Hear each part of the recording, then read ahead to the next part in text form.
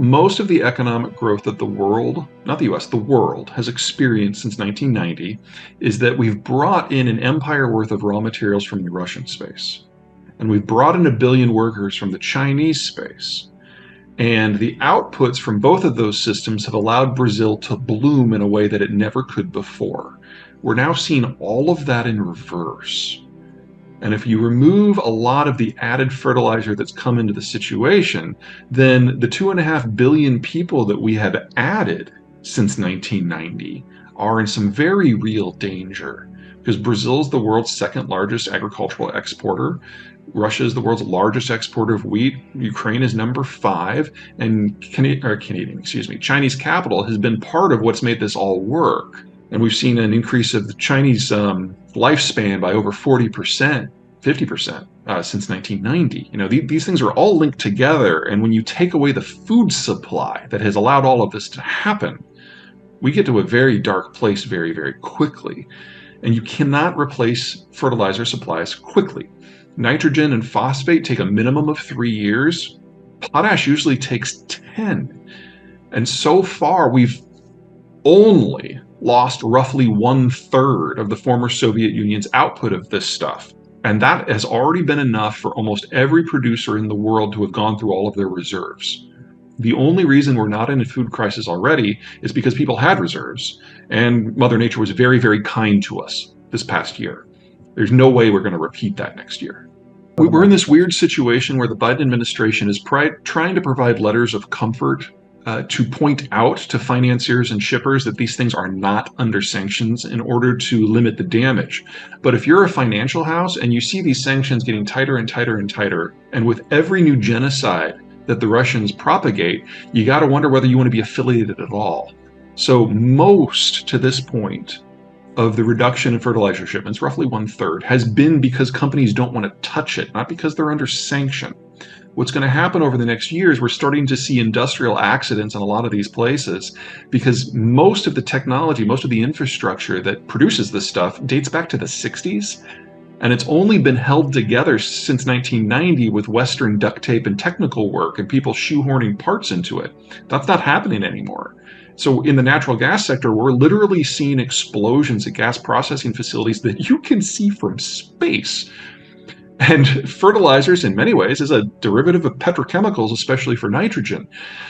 And because natural gas is caught up in the Russia-European mix, the Europeans have stopped making it at all. So it's not all just a direct interruption of Russian and Belarusian shipments. So we're seeing pressure throughout the entire supply chain in the former Soviet and European space. And we're only at the beginning of that.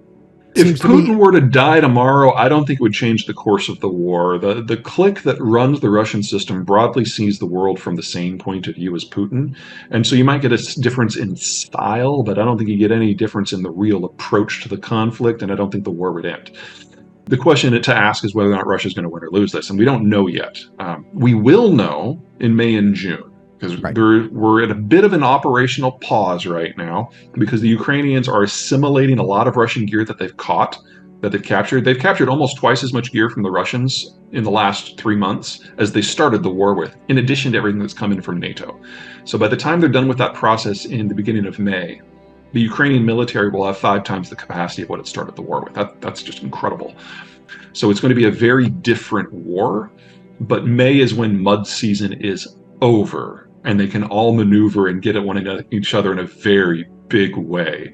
And we will know by the end of June at the latest who is going to rule at that sort of conflict. And then we can start making predictions about who's going to win. It looks a lot like the history of Russia, an inefficient state that's run by a kleptocratic aristocratic class that oppresses everyone around it in a desperate attempt to find some security. I mean, we've seen this movie before. We've seen it at least 11 times. The explosion in output that we saw since 1990 was largely because of British Petroleum, or I guess it's just BP now, and the Western services firms. They're all gone. And so we know that those fields are going to decay in time, independent of what happens with the sanctions or the tariffs or insurance. I don't want to suggest that Russia is going to go to zero, but the longer this war goes on, the greater the chance that there's going to be damage to the onshore pipelines in addition to anything that the Europeans, the Americans, and the Japanese do. So we should all consider that anything value added coming out of Russia and anything raw commodity coming out of Russia is going to drop precipitously and in many cases suddenly. But we shouldn't expect on it to see much of any of it coming back within the next several years. Because again, the last time it took 30 years to rebuild the capacity, and that's when the West was very tightly involved. We're not anymore. I'm not concerned about rare earths at all. That's a processing issue. And the ore that produces rare earth elements comes from almost every mine in the world as a byproduct. So it's just a question of building out the processing capacity. And once the Chinese started to try to blackmail the Japanese a few years ago, a lot of countries, the US included, built out some of that processing capacity. So if there ever was a shortage, we could kind of switch some gears and within a few months have a domestic supply. So I'm not concerned about that. It's like the one thing I'm not concerned about.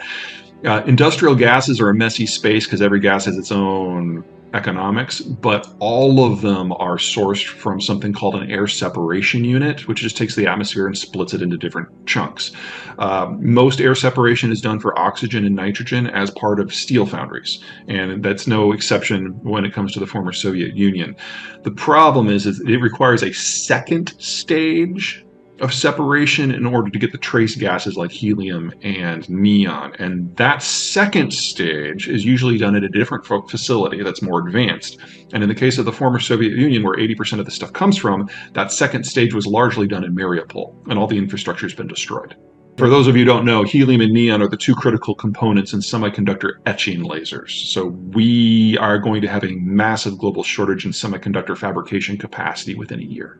We're going to have to decide what goes back to analog for a while. It's going to take 2 to 3 years to build out replacement infrastructure somewhere else.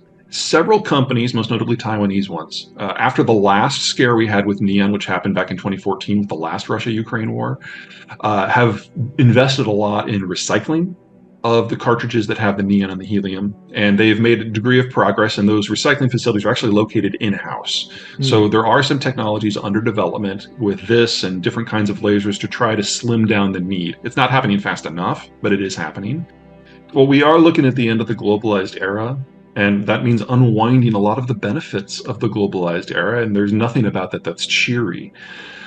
But we're not looking at a systemic collapse of human civilization here. I mean, we've had a number of periods in human history where when the system broke, everything broke. I mean, Europe had a millennium-long dark ages. That's not what we're looking at here. The American system is going to hold, it's going to expand, it's going to thrive, and it's going to reach out and integrate with other parts of the world that are also going to do well. And they're going to be secondary centers around the world, think of France, think of Turkey, that are also going to do pretty well for themselves. This is not a vacation from history. This is an adjustment period. Now, it's an adjustment period that's going to last 30 years. But on the other side of this, technology is going to continue to advance. And when we get through this adjustment, it's not that we're going to pick up where we left off, but we will enter the next chapter of history. This is not the end. This is just a really, really bad shakeout.